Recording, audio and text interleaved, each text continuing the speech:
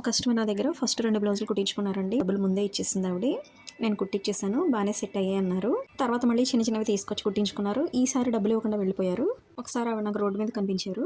ఎలా ఉన్నారండి ఏంటి అని పలకరించిన తర్వాత నాకు ఇవ్వాల్సిన డబ్బుల గురించి అడిగానండి. నాకు 200 ఇవ్వాలి కదా, మీరు ఎప్పుడు ఇస్తారు?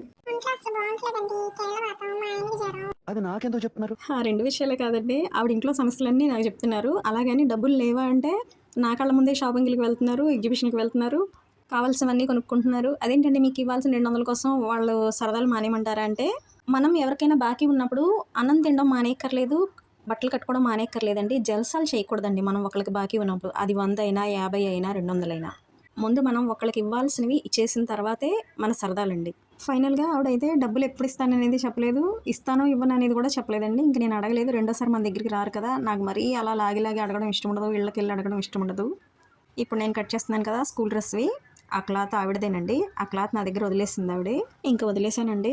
ఆవిడ ఇవ్వలేదు కూడా. మళ్ళీ ఆ టాపిక్ ఎత్తలా. రోడ్డు మీద కనిపిస్తే నవ్వుతుంది గానీ, ఈ క్లాతులతోటి షేప్ బెల్ట్‌లకి అడుగున మనం అందంగా ఉండే క్లాత్ ఏదో ఒకటి వేస్తాం కదా, వాటి కోసం యూజ్ అవుతాయిలే అని చెప్పేసి కట్ చేసి పెట్టానండి.